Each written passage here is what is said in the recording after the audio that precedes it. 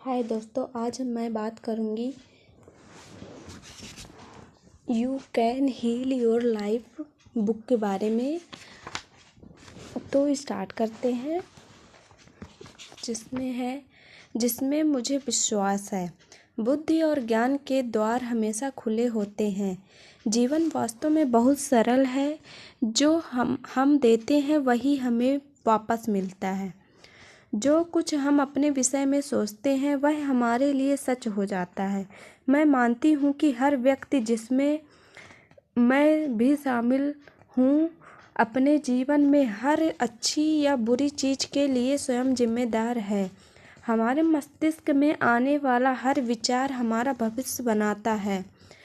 हम में से हर व्यक्ति अपने विचारों और अपनी भावनाओं द्वारा अपने अनुभवों को जन्म देता है। हमारे विचार, जो हम बोलते हैं, वह सब हमारा अनुभव बन जाता है। हम खुद परिस्थितियों को जन्म देते हैं और फिर अपनी कुंठा के लिए किसी दूसरे व्यक्ति को दोषी ठहराते हुए अपनी ऊर्जा नष्ट करते हैं। कोई व्यक्ति, कोई स्थान और कोई चीज़ हमसे अधिक शक्तिशाली नहीं है, क्योंकि अपने मस्तिष्क में केवल हम ही हैं सोचते हैं। जब हम अपने मस्तिष्क में शांति, तालमेल और संतुलन बना लेते हैं तो यह हमारे जीवन में भी आ जाता है। इनमें से कौन सा कथन आपके विचार से मिलता है? लोग मेरे पीछे पड़े हैं। सेकंड है, हर व्यक्ति हमेशा मेरी मदद करता है। इनमें से प्रत्येक बिल्कुल भिन्न अनुभव को जन्म देगा। हम अपने बारे में और जीवन के बारे में जो भी मानते हैं वह हमारे लिए सच हो जाता है। हम जो भी सोचना या मानना चाहते हैं, हर विचार में ब्रह्मांड हमारे साथ होता है। दूसरे रूप में, हम जो भी स्वीकार करते हैं, हमारा अवचेतन मन उसे स्वीकार कर लेता है। इन दोनों का अर्थ है कि मैं अपने और जीवन के बारे में जो भी स्वीकार करता हूँ वह मेरे लिए एक सच्चाई बन जाता है।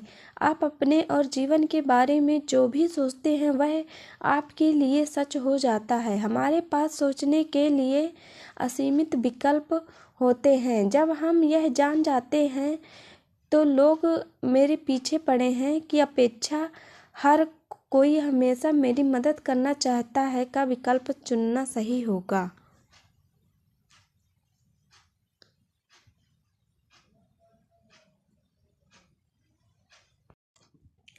शाश्वत शक्ति कभी हमारा मूल्यांकन या हमारी आलोचना नहीं करती। वह केवल हमारे मूल्यों पर हमें स्वीकार करती है। फिर वह हमारे विचारों को हमारे जीवन में प्रतिबिंबित करती है। यदि मैं यह मानना चाहती हूँ कि मेरा बहुत एकाकी और कोई मुझसे प्रेम नहीं करता, तो मुझे दुनिया में यही मिलेगा। लेकिन यदि मैं उस विचार को छोड़ने के लिए तैयार हूँ और अपने लिए दृढ़ता से यह कहूँ कि प्रेम हर जगह है और प्रेम करने व प्रेम पाने योग्य हूँ, और इस नए विचार पर कायम रहूँ तथा उसे बार बार स्वीकार करूँ, तो यह मेरे लिए सच हो जाएगा। अब मुझसे प्रेम करने वाले लोग मेरे जीवन में आएंगे। पहले से मौजूद लोग मेरे प्रति अधिक प्रेम रखेंगे और मैं दूसरों के प्रति आसानी से प्रेम की अभिव्यक्ति कर पाऊंगी। हम में से अधिकतर लोग हम कौन हैं के बारे में मूर्खतापूर्ण विचार रखते हैं और जीवन जीने के लिए बहुत से कठोर नियम बनाते हैं। यह हमें दोषी ठहराने के लिए नहीं है, क्योंकि हम में से हर कोई इस क्षण में जितना अच्छा कर सकता है कर रहा है। यदि हम बेहतर जानते और हमारे पास अधिक समय एवं सजगता होती तो हम उसे अलग तरीके से करते। कृपया अपनी स्थिति के लिए अपने आप को निचले स्तर पर ना रखें। आपने पहले यह पुस्तक उठाई और मुझे खोज निकाला। इसका अर्थ है कि आप अपने जीवन में नया सकारात्मक परिवर्तन लाना चाहते हैं। इसके लिए अपने आप को धन्यवाद दें। पुरुष रोते नहीं हैं, महिलाएं पैसा नहीं संभाल सकती। जीवन के लिए कितने संकुचित विचार हैं ये। जब हम बहुत छोटे होते हैं तो अपने तथा जीवन के बारे में महसूस करना हम अपने आसपास के बड़ों की प्रतिक्रियाओं से सीखते हैं। इस प्रकार हम अपने तथा अपनी दुनिया के विषय में सोचना सीखते हैं। अब यदि आप ऐसे लोगों के साथ रहें जो बहुत दुखी, भयभीत, अपराध बोध से ग्रस्त या क्रुद्ध थे, तो आपने अपने बारे में और अपनी दुनिया के बारे में बहुत सी सकारात्मक बातें सीखी। मैं कभी भी सही नहीं करता, यह मेरी गलती है, यदि मुझे गुस्सा आता है तो मैं एक बुरा व्यक्ति हूँ। इस तरह के विचार एक निराशाजनक जीवन को जन्म देते हैं।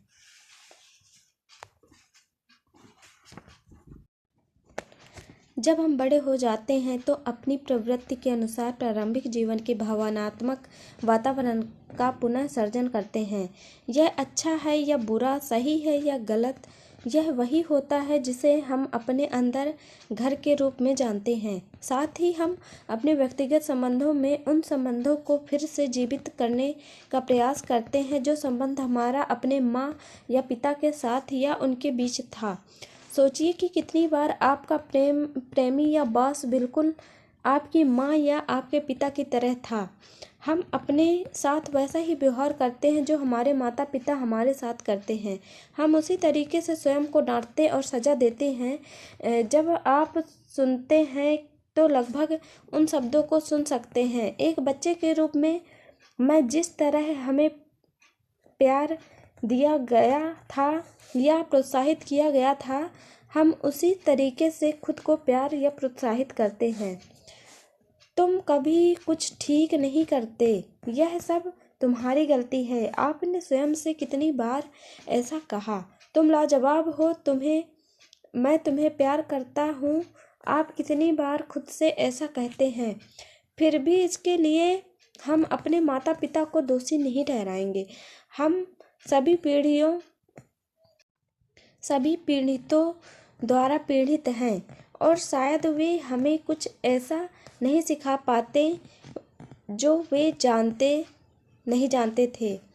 यदि आपकी माँ नहीं जानती थी कि आप अपने आप से प्यार कैसे करना है या आपके पिता नहीं जानते थे कि वह अपने आप से प्यार कैसे करें, तो उनके लिए आप खुद से प्यार करना सीखना असंभव था। वे अपने बचपन में मिली शिक्षा के अनुसार सब कुछ अच्छा कर रहे थे। यदि आप अपने माता पिता को अधिक समझना चाहते हैं तो उन्हें अपने बचपन के बारे में बताने के लिए प्रेरित कीजिए, और यदि आप संवेदना के साथ सुने और आपको पता चलेगा कि उनकी शंकाएं और शक्ति कहाँ से आई हैं। जिन लोगों ने आपके साथ वह सब किया वे आपकी तरह ही भयभीत और सहमे हुए थे। मैं ऐसा मानती हूँ कि हम स्वयं अपने माता पिता का चुनाव करते हैं। हम में से हर कोई इस धरती पर एक सुनिश्चित समय और स्थान पर जन्म लेता है। हम यहाँ एक विशेष पाठ पढ़ने के लिए आए हैं जो हमें आध्यात्मिक विकास के पथ पर आगे बढ़ाएगा। हम अपना लिंग, अपना रंग, अपना देश चुनते हैं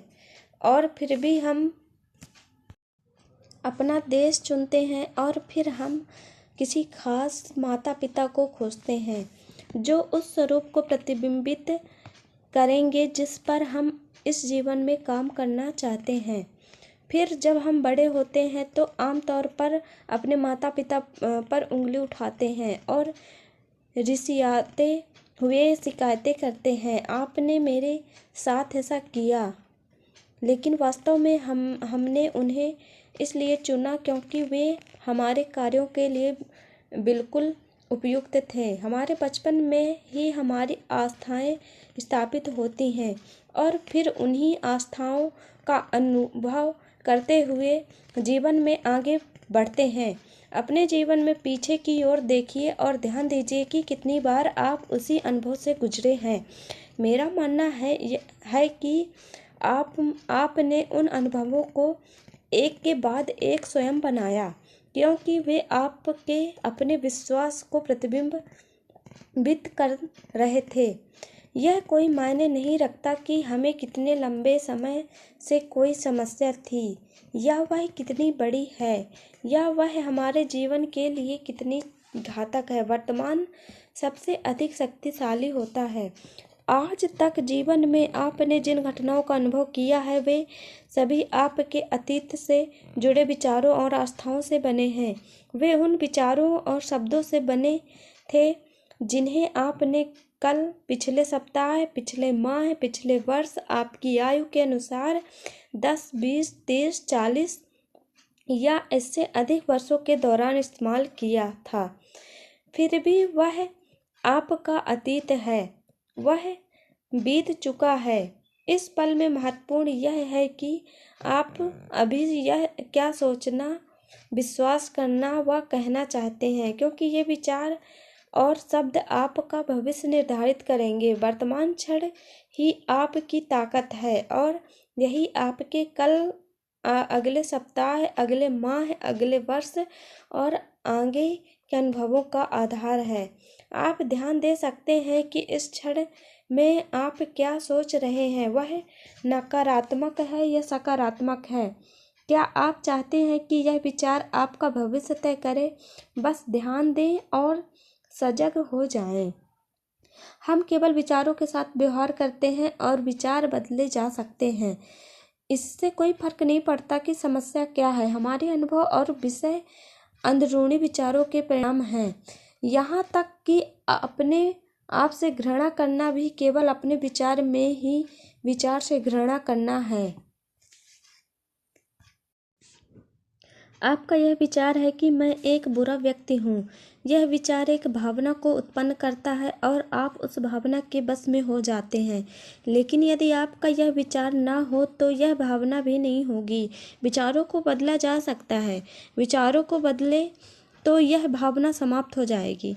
ये केवल यह दर्शाने के लिए है कि हम अपने बहुत से विश्वास कहाँ से प्राप्त करते हैं, लेकिन इस जानकारी को अपनी पीड़ा में डूबे रहने के लिए बहाने के रूप में इस्तेमाल ना करें। अतीत का हमारे ऊपर कोई प्रभाव नहीं होता।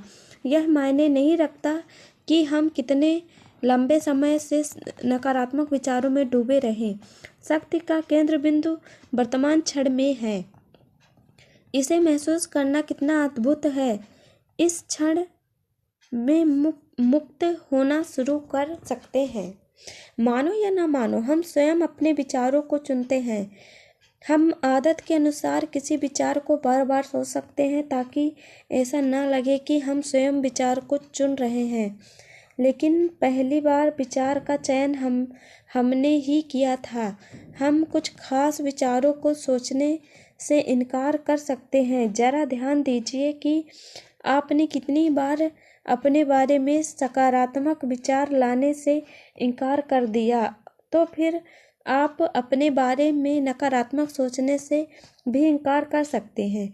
मुझे ऐसा लगता है कि इस धरती पर जिस किसी को भी मैं जानती हूँ या जिसके साथ काम किया, वह किसी न किसी तरह आत्मवंचना और अपराध बोध से ग्रस्त है। हम जितनी ज़्यादा आत्मवंचना और अपराध बोध रखते हैं, हमारा जीवन उतना ही बदतर होता है।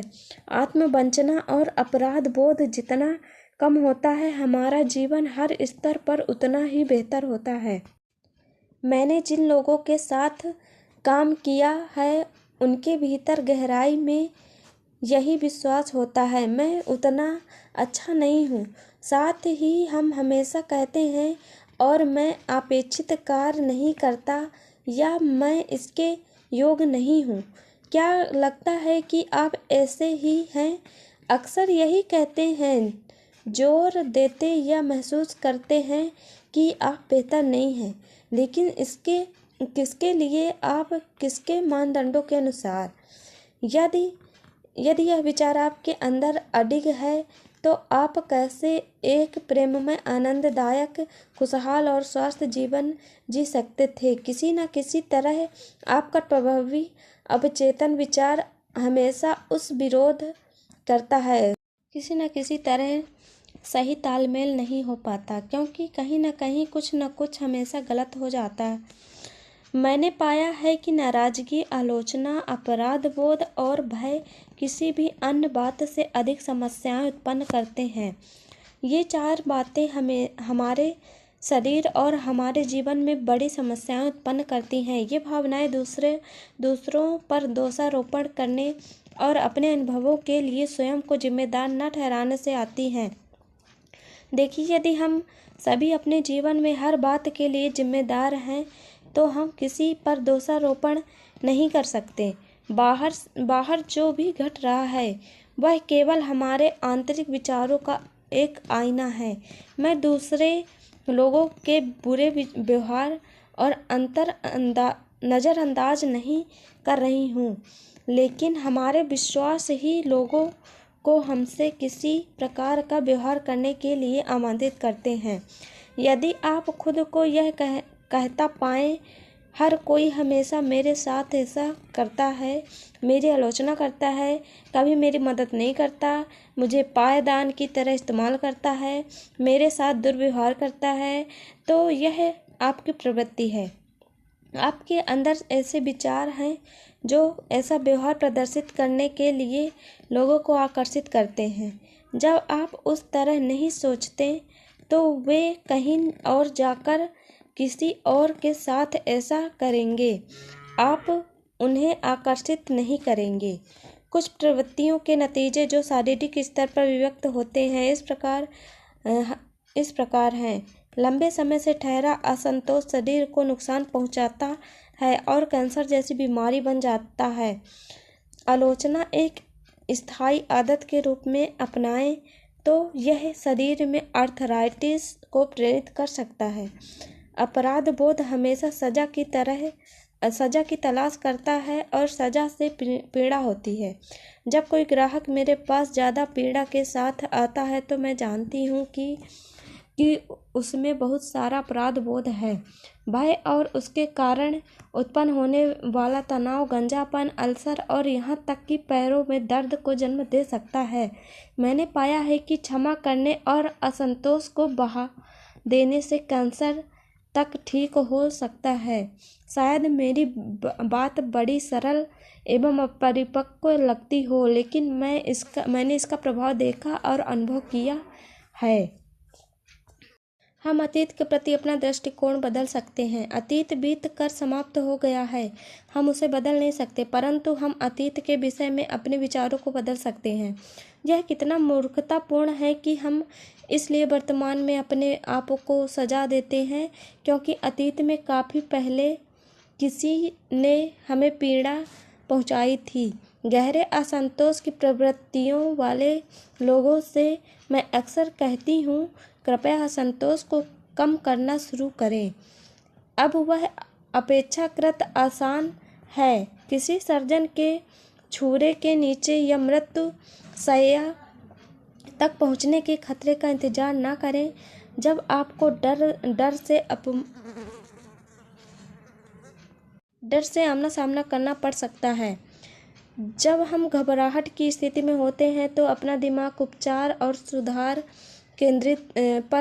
केंद्रित करना कठिन होता है। हमें पहले ही डर को समाप्त करने पर समय लगाना होगा। यदि हम यह विश्वास चाहते हैं कि हम असहाय, पीड़ित और जब कोई उम्मीद नहीं है, तो ब्रह्मांड भी इस विश्वास में हमारा साथ देगा और हम बर्बाद हो जाएंगे। बेहतर है कि हम इन मूर्खतापूर्ण पुराने नकारात्मक विचारों व विश्वासों को छोड़ दें जो हमारी मदद नहीं करते और विचार की ओर नहीं ले जाते। यहाँ तक कि ईश्वर का प्रारूप भी ऐसा होना चाहिए जो हमारे लिए हो, हमारे खिलाफ नहीं। अतीत को भूलने के लिए हमें क्षमा करने के लिए तत्पर होना होगा। हमें अतीत को छोड़ने और अपने सहित हर किसी को क्षमा करने के लिए तैयार होने की ज़रूरत है। हो सकता है कि हमें क्षमा करना ना आए और हो सकता है कि हम क्षमा ना करना चाहते हों, लेकिन हमारा यह कहना है कि क्षमा करने को तैयार हैं, स्वस्थ करने की प्रक्रिया को आरंभ कर देता है। यह हमारे अपने स्वास्थ्य के लिए अनिवार्य है कि हम अतीत को छोड़ देते हैं और हर किसी को क्षमा कर देते हैं। मैं तुम्हें जिस रूप में देखना चाहता था वैसा रूप ना होने के लिए मैं तुम्हें क्षमा करता हूँ। मैं तुम्हें क्षमा करता हूँ और मुक्त करता हूँ। यह निश्चय हमें मुक्त कर देता है। सभी रोग क्षमा न करने के कारण से उत्पन्न होते हैं। जब भी हम बीमार होते हैं हमें अपने दिल में झांक कर यह देखना चाहिए कि हमें किसे माफ़ करने की ज़रूरत है। कोर्स इन मिरेकल्स का कहना है कि सभी रोग क्षमा न करने की स्थिति से उभरते हैं और जब हम भी बीमार होते हमें आसपास यह देखना चाहिए कि हमें किसे माफ़ करने की ज़रूरत है। मैं इस विचार में यह जोड़ना चाहूँगी कि जिस व्यक्ति को क्षमा करना आपको सबसे कठिन लगे वही वह व्यक्ति है जिसे क्षमा करने की ज़रूरत आपको सबसे अधिक है। क्षमा करने का अर्थ है छोड़ देना, जाने देना। इसका उस व्यवहार को क्षमा करने से कोई लेना देना नहीं है। इसका मतलब है कि बस उस पूरी घटना को अनदेखा कर देना। हमें यह जानने की ज़रूरत नहीं है कि कैसे क्षमा करना, हमें बस क्षमा करने के लिए तैयार रहने की ज़रूरत है। कैसे करना है कि चिंता ब्रह्मांड स्वयं कर लेगा। हम अपनी पीड़ा को बहुत अच्छी तरह समझते हैं। हम में से अधिकतर के लिए यह समझना कितना कठिन है कि जिन लोगों को माफ़ करने की बहुत अधिक आवश्यकता थी वे भी पीड़ा में थे।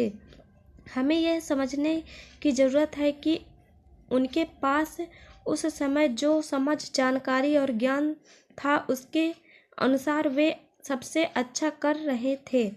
जब लोग मेरे पास कोई समस्या लेकर आते हैं तो मैं ध्यान नहीं देती कि वह क्या है। खराब स्वास्थ्य, धन का अभाव, असंतोषजनक संबंध या दमित रचनात्मकता। मैं केवल एक चीज़ पर हमेशा ध्यान देती हूँ और वो है खुद से प्रेम करना। मैंने पाया है कि जब अपने आप को जैसे हैं वैसे रूप में प्रेम करते हैं और स्वीकार करते हैं तो जीवन में सब कुछ ठीक होता है। ऐसा मानो कि हर जगह कुछ छोटे चमत्कार होते हैं। हमारा स्वास्थ्य सुधर जाता है, हमारे पास की अधिक धन आता है, हमारे रिश्ते अधिक संतोषजनक हो जाते हैं और यह रचनात्मक रूप से अधिक सार्थक तरीकों से खुद को अभिव्यक्त करना शुरू कर देते हैं। ऐसा लगता है कि यह सब हमारे प्रयास के बगैर हो रहा है। खुद को प्रेम और उसे स्वीकार करना, सुरक्षित बनाना, भरोसा करना, योग्य बनाना तथा स्वीकार करना आपके मन मस्तिष्क को सुव्यवस्थित करेगा, आपके जीवन में अधिक स्नेहित रिश्तों को जन्म देगा, नए कार्य और जीने का एक नया तथा बेहतर स्थान दिलाएगा, यहाँ तक कि आपके शरीर के लिए वजन को भी सामान्य कर देगा। जो लोग खुद से और अपने शरीर से प्रेम करते हैं वे ना तो अपने साथ और ना ही दूसरों को गलत करते हैं। वर्तमान में आत्म अनुमोदन और आत्म स्वीकारता हमारे जीवन के हर क्षेत्र में सकारात्मक परिवर्तनों की मुख्य कुंजियां हैं। मेरे लिए खुद से प्रेम करना किसी भी चीज़ के लिए कभी भी खुद की आलोचना न करने से शुरू होता है। आलोचना हमें उस व्यवहार में कैद कर देती है जिसे हम बदलने की कोशिश कर रहे हैं। स्वयं को समझते हुए अपने साथ सौम्य रहना हमें उस कैद से निकलने में मदद करता है। याद रखिए, आप वर्षों से खुद की आलोचना करते आ रहे हैं और इससे कोई लाभ नहीं हुआ। अपना अनुमोदन करने का प्रयास कीजिए और देखिए कि क्या होता है। अध्याय फर्स्ट जो था वो कंप्लीट हो गया, जो कि टॉपिक था। अगर आप लोगों को ऑडियो बुक पसंद आई हो तो लाइक करें, कमेंट करें, शेयर करें एंड सब्सक्राइब करें और बताएं कि कैसा लगा आपको।